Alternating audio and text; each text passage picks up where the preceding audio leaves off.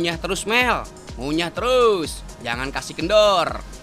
Eits, walau si Amel lagi sibuk ngunyah nasi, tapi woles aja guys. Soalnya ini nasi aspal. Hahaha. Bukan yang buat jalan itu. Ini nasi asli tapi palsu. Iya.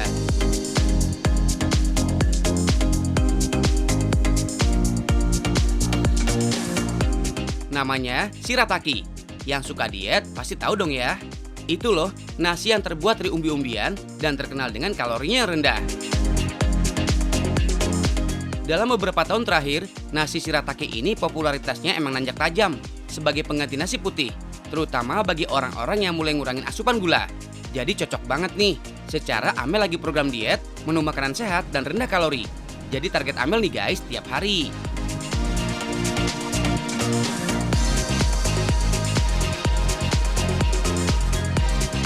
Next, Amel mau cobain makanan sehat apa lagi ya guys?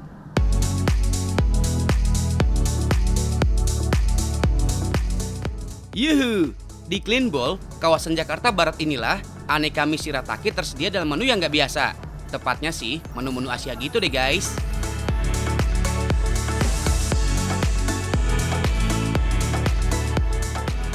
Yap, sederet bahan ini bakal diolah jadi 2 menu sekaligus guys.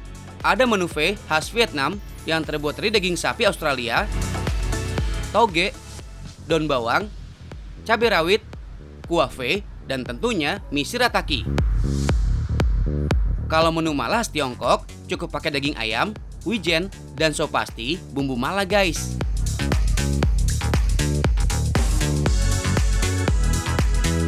Yang wajib diolah duluan ya mie shirataki ini guys.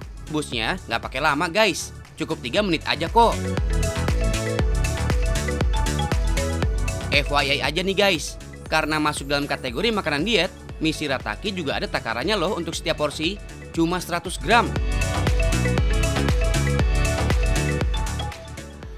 Nah, dalam 100 gram mie shirataki ini ternyata hanya mengandung 15 kalori loh guys. Masih aman banget kan jumlah kalorinya? By the way, kalian tahu nggak sih kalau V ini jadi menu tradisional khas Vietnam loh. Spesial buat V yang lagi dibikin, mengacu pada V khas Hanoi ya guys. Kuah yang cenderung bening jadi ciri khas utama V dari wilayah Vietnam Utara. Nah, untuk setiap mangkuk V, wajib ada 3 ingredients nih guys. Mulai dari kuah kaldu, mie beras yang sekarang digantikan pakai mie shirataki, dan terakhir sayuran sebagai garnisnya. Ketiganya bakalan sukses banget nih guys, buat ciptain cita rasa yang sehat dan karakter kuliner yang kuat.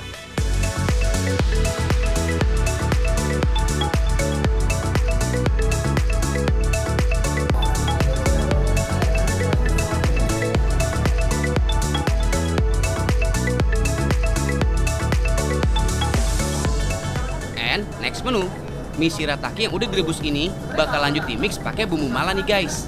By the way, pada tahu nggak sih apa itu bumbu mala?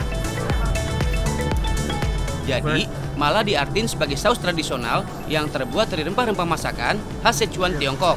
Mulai dari merica, cabai bubuk, sampai minyak cabai. Nyampur semua guys jadi satu.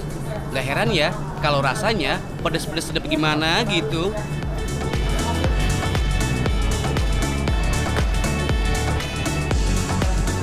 Pokoknya, mau jadi saus tumis-tumisan atau bumbu masak lainnya, sabi banget guys. Last but not least, tinggal kasih topping aja deh, berupa potongan daging ayam yang udah dibumbuin. Mantap jiwa! Yuhu! Simple cooking for healthy food ya, mie shirataki with mala sauce.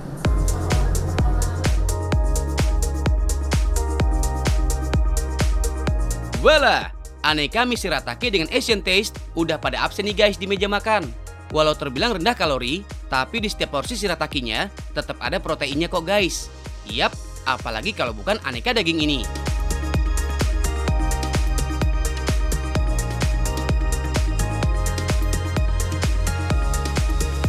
Eits, semuanya mau dimakan Amel nih guys.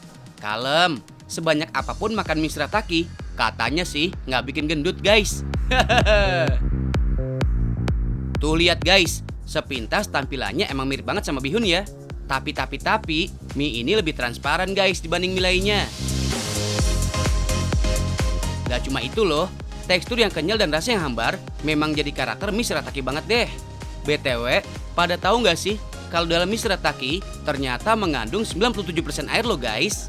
Eits, walau banyak mengandung air, tapi dijamin tetap kenyang pol kok guys.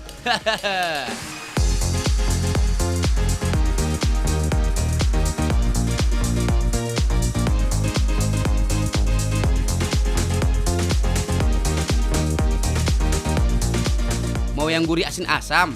Ada nih di menu V. Atau mau yang pedas-pedas bikin nagih? Bisa pilih yang bumbu Malaya guys.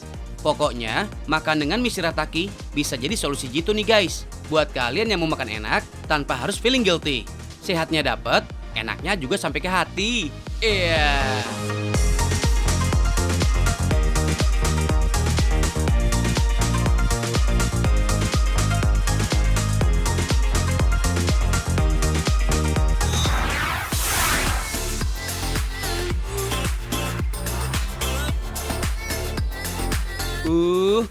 Cubet. Jadi pengen megang atau meluk? Guys, tahu nggak sih?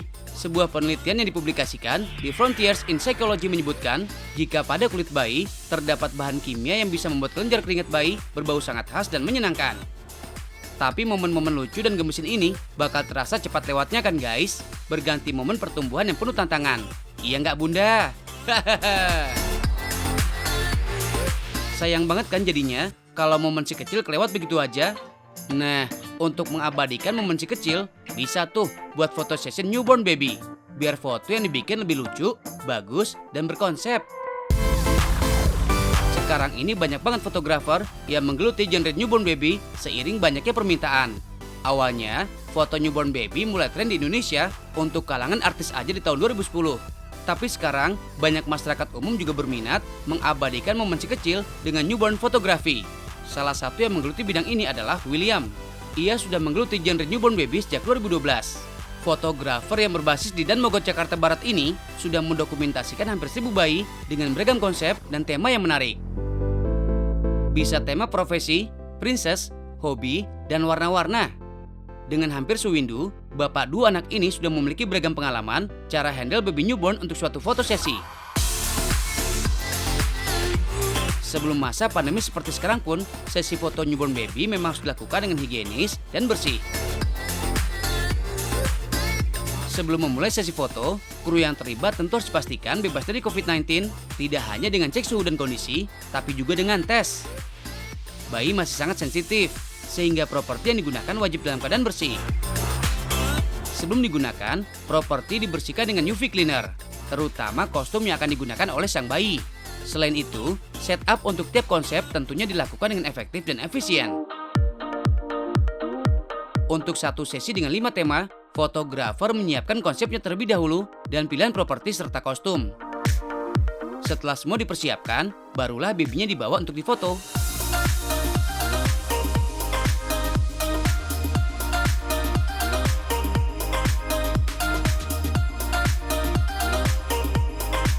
Kalau babynya anteng, sesi foto berlanjut ke tema selanjutnya.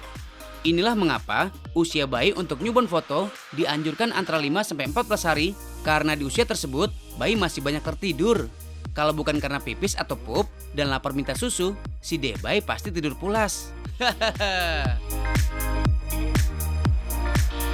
Oh iya, WD Photo Work juga pakai alat ini guys. Namanya Huzer yang ngeluarin suara gini loh. Biar baby lebih tenang ya guys. Ada beberapa paket foto bertema guys, tergantung pilihan tema dan konsep. Range harga mulai dari 3,5 juta rupiah. Satu sesi foto bisa berlangsung antara 3-6 jam. Selain dilakukan di studio, sesi foto juga bisa dilakukan di rumah. Beberapa mitos mungkin pernah muncul, seperti penggunaan flashlight bisa merusak mata bayi atau pose-pose yang dilakukan bayi membahayakan. Namun itu semua tidak benar ya guys. Flashlight aman karena merupakan cahaya yang menyebar dan konsentrasinya ringan. Pose yang dilakukan saat bayi sesi newborn juga kebanyakan adalah pose bayi saat dalam kandungan. Seperti telungkup atau telentang, so pasti aman. Sang fotografer William juga punya tips nih guys. Ya, untuk suhu ruangan sendiri perlu dibuat senyaman mungkin bagi bayi ya, bukan nyaman bagi kita. Nah, kisaran sekitar 30 derajat yaitu tanpa AC. Nah, Karena kalau dengan AC sendiri akan temperatur cukup dingin, itu sebenarnya kurang nyaman bagi si bayi. Karena bayi saat di dalam kandungan, dia masih sangat hangat di dalam. Keren ya guys, momen-momen di awal kehidupan seseorang bisa diabadikan dengan tema-tema yang menarik. Selain lewat nama, doa pun tersemat dari tema-tema foto yang dipilihkan orang tua untuk anaknya. Most of all, hope you always happy and healthy ya baby.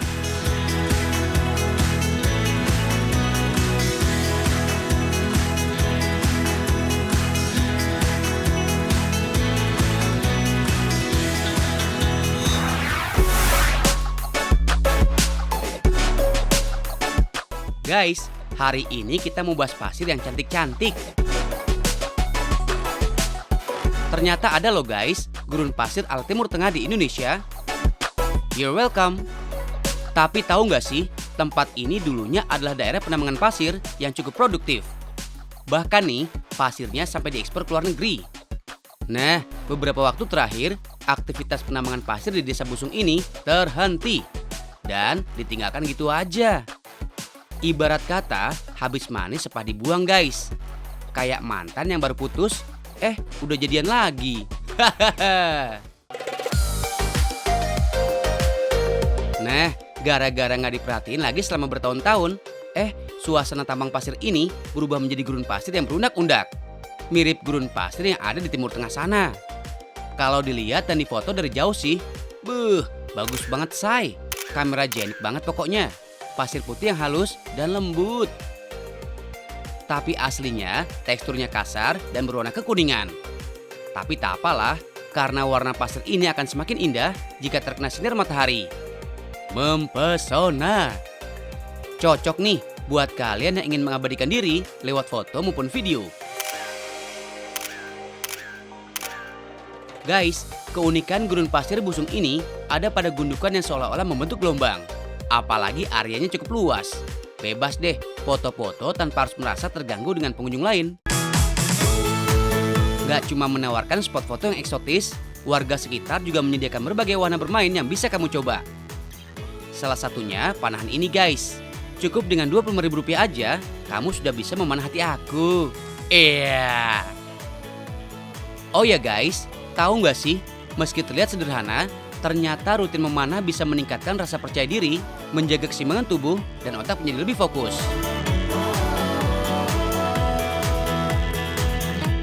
Bosan main panahan, kalian bisa menikmati Kinan Telaga Biru yang masih dalam satu kawasan. Ini yang namanya wisata 2-in-1 Say. Yang jelas, feed media sosial kamu bakalan penuh dengan foto-foto cantik. Meski namanya desa, tapi yang datang berkunjung dari mana-mana. Tak cuma warga lokal, warga interlokal pun ada guys. Hahaha. Seperti Cina, Singapura, bahkan India.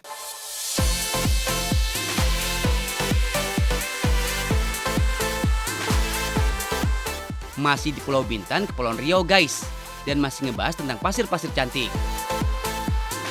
Kali ini kita akan berkunjung ke pulau beralas pasir, atau yang dikenal dengan sebutan White Sands Island. Untuk ke pulau ini, kalian hanya perlu menyeberang menggunakan speedboat dengan jarak tempuh kurang lebih 30 menit. Dari kejauhan, pulau ini memang tidak terlihat istimewa guys. Tapi, saat dilihat dari ketinggian, pulau ini terlihat sangat cantik dengan pasir putih yang dikelilingi oleh air laut yang jernih. Untuk menikmati pulau beralas pasir ini, kalian hanya perlu merogoh kocek sebesar Rp150.000 per orang. Harga itu di luar wahana permainan yang disediakan oleh pihak manajemen pulau guys. Asik, cuaca hari ini benar-benar cerah. Air laut yang pasang membuat keindahan pesona bawah lautnya terpancar. Surga dunia guys. Pulau kecil ini memiliki fasilitas yang tidak kalah dengan Bali. Tuh lihat aja, meskipun pulau ini tidak terlalu besar, tapi banyak spot foto yang bagus untuk mengisi galeri ponsel kamu. Buat kalian yang suka main air, jangan lupa membawa floaties pribadi seperti ini ya. Di sini memang terdapat beberapa wahana water sport yang disediakan, tapi semua itu juga perlu mengeluarkan kocek yang lumayan besar untuk satu permainannya ya.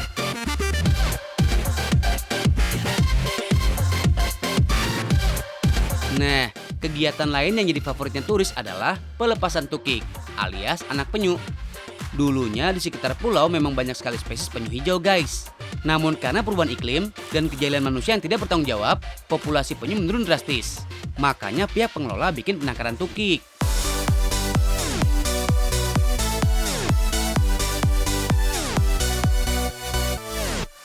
Setelah melepas tukik ke laut, kamu juga bisa bersantai di tempat duduk yang dilengkapi dengan payung warna-warni. Bersantai menikmati sunset sambil minum kelapa.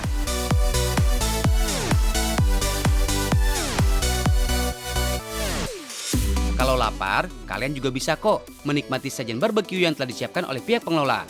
Mulai dari ayam bakar, sate cumi, otak-otak ikan, dan menu lainnya. Sambil melihat indahnya sunset dari pinggir pantai beralas pasir ini, surga dunia guys.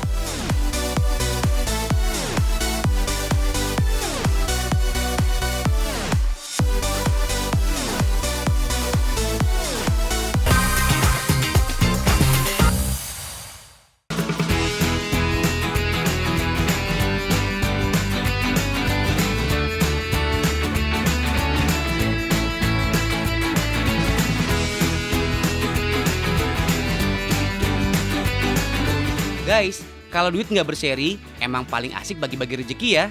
Traktir-traktir makanan, biar semua senang. Tapi, apa jadinya kalau yang ditraktir makannya banyak?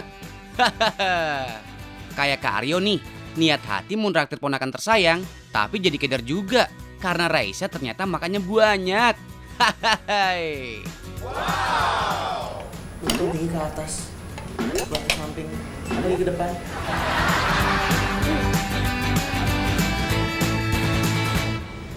Udah kan? Udah kenyang kan? Belum. Belum. Ini udah habis kayak gini masih belum kenyang. Belum ini mah, belum apa-apa, masih lapar.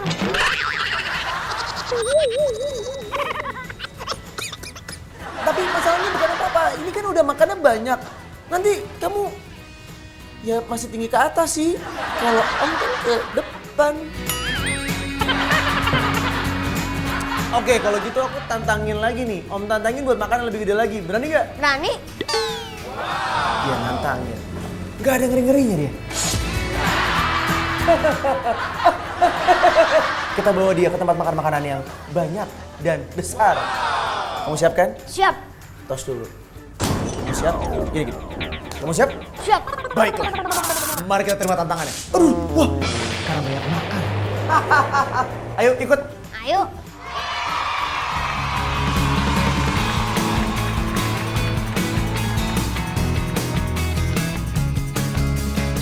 Nah, kalau kayak gini sih, emang kudu cari solusinya ya Kak Aryo. Hehehe. Jadi guys, di Bandung ada nih restoran yang menyediakan sajian serba besar. Untuk yang makannya banyak dan dalam masa pertumbuhan, bisa jadi pilihan oke nih. Hahaha. Buh, baru masuk aja udah disambut dengan dekorasi ala Wonderland, namun tetap homey. Nyaman banget deh untuk dikunjungi bareng keluarga. Jeng jeng jeng jeng jeng jeng. Wow. Oh, oke. Kita udah nyampe, kita udah siap-siap mau ngemil lagi. Wow, tempatnya bagus ya. Bagus dong, cakep kan? Bagus. Nah, tadi tuh aku udah janjian sama namanya Om Asep. Kamu udah siap belum? Siap. Udah kenyang belum? Belum kan? Belum, masih lapar banget. Ya Allah, emang dasar perut karet. Aku masakin kalau gitu buat kamu ya? Iya. Siap, jangan kemana-mana, kamu tungguin sini. Iya. Belajar, Belajar apa? belajar ngitung. Ya. Berapa banyak lampu yang ada di atas. Ya? Dah, sok, cicing heula. Ya. Jangan lama-lama ya. Widih, Kang Asep. Hapunten, apa kabar? Kang, Gimana ini gimana? jadi ceritanya, Iya. saya tuh bawa ponakan. Iya. Ponakannya rakus. Kalau makan teh, culametan, semua dimakan. Semua dimakan. Iya bener. Nah, saya tuh mau bikinin makanan yang kalau bisa tuh yang banyak gitu kan. Yang gede. Yang gede, bener. Cocok banget ini. Apa? Di sini ada burger. Ah, mana ini? Ini nih burger. Gede kan? Beda dari biasanya. Selayaknya burger, bahannya menggunakan telur mata sapi, sayuran, mayones, cheese sauce, dan barbecue sauce. Yang beda adalah ukuran roti dan dagingnya. Rotinya sendiri berdiameter 24 cm, sedangkan daging hamnya seberat 450 gram. Kurang mantap apa coba? Setelah dioles mayones, susun sayurannya, kemudian telurnya, lalu oleskan cheese sauce di atas telur. Letakkan daging dan bawang bombay. Akhiri dengan tambahan saus barbecue. Baru deh, tutup dengan roti. Terakhir, berikan kentang rasa keju sebagai side dish-nya. Jangan lupa tambahan garnisnya dengan sayuran berwarna hijau. Saya jadi gak sabar pengen nyobain ngicipin ini dia burger dengan diameter 24 cm.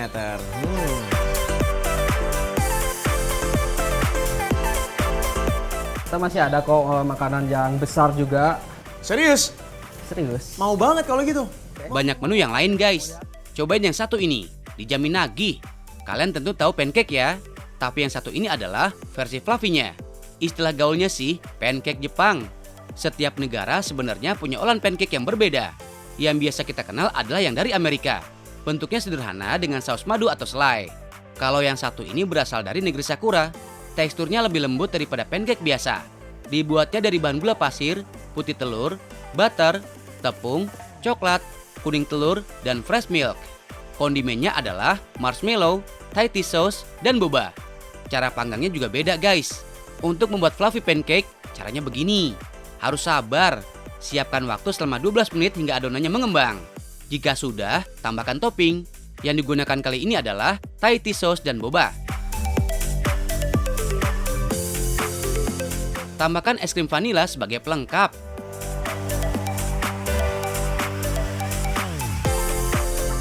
Udah, Raisa udah bete tuh. Gawat kalau dia ngambek. Dodo, ini pesanan makanannya banyak banget. Yakin nih mampu ngabisin? Mungkin Raisa lagi ngalamin growth spurt nih guys.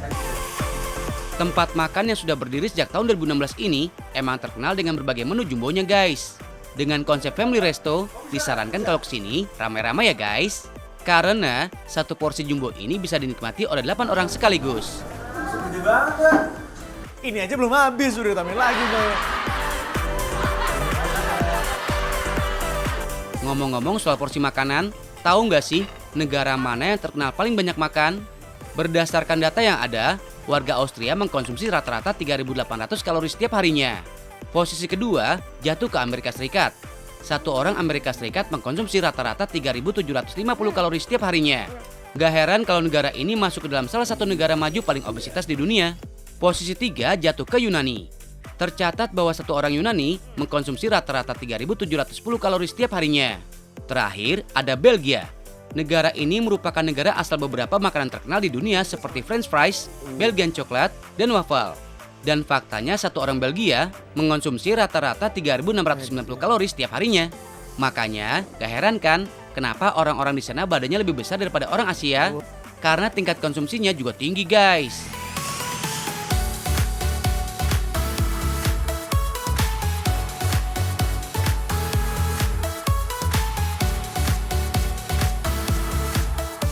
Wah ya udah, kalau enak berarti kamu harus ngabisin. Siap. Burger, hotdog, sama 2 pancake ya.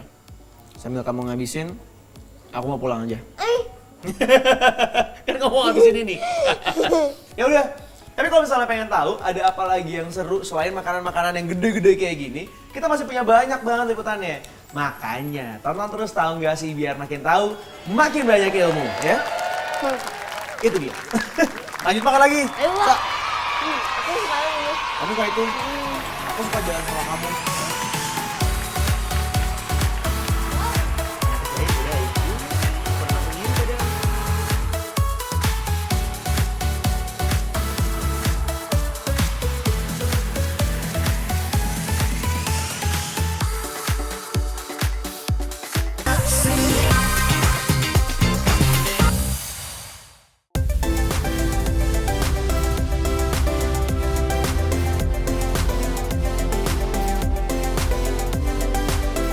Ayo, pada auto ngiler nggak sih pas lihat egg tart fresh from the oven kayak gini?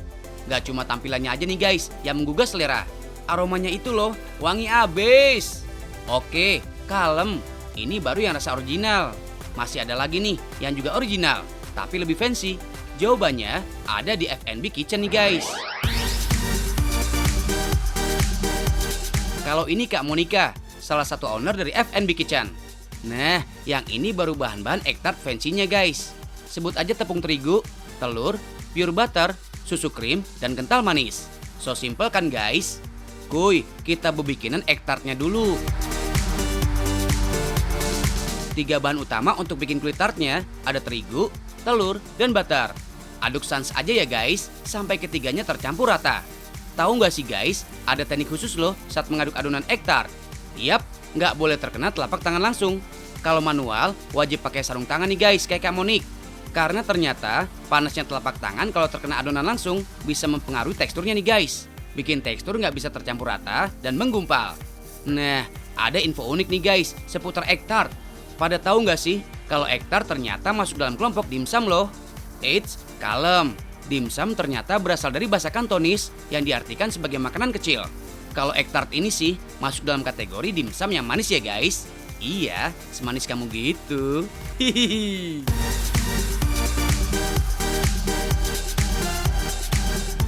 Yuhu, kulit tartnya udah tercetak rapi nih dan siap untuk dipanggang.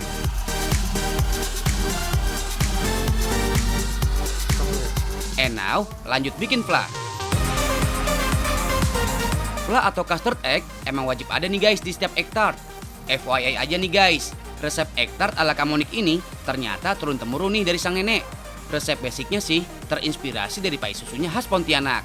Biar wangi egg tartnya perfect, pakai telurnya harus yang fresh dibeli ya guys di hari itu juga. Biar fresh banget gitu. Hahaha.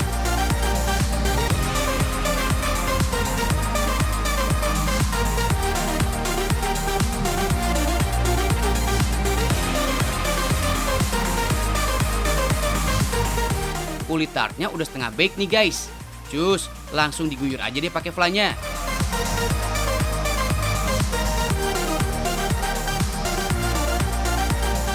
Next, kalau udah komplit, perjalanan egg tart masih harus dipanggang lagi nih guys, selama 2 jam lamanya.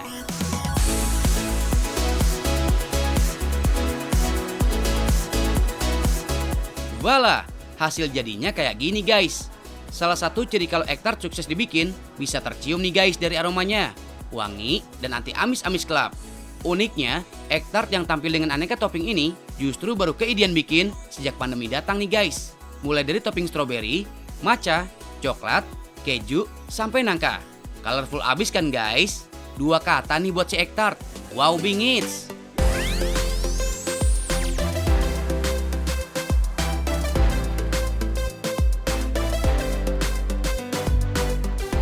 Buat yang bosen dengan egg tart rasa original, ini nih guys solusinya. Nah, biar pada yakin siami apa rasa egg tart ini, kita pantengin deh ekspresinya Rizka pas makan. Hahaha.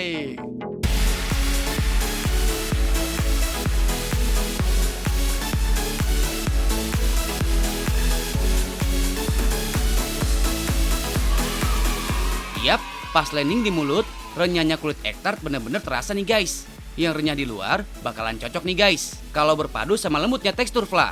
Walau kulit tartnya nggak terlalu manis, tapi dengan topping seciwi ini, rasa manis egg tart mendadak dominan guys di mulut.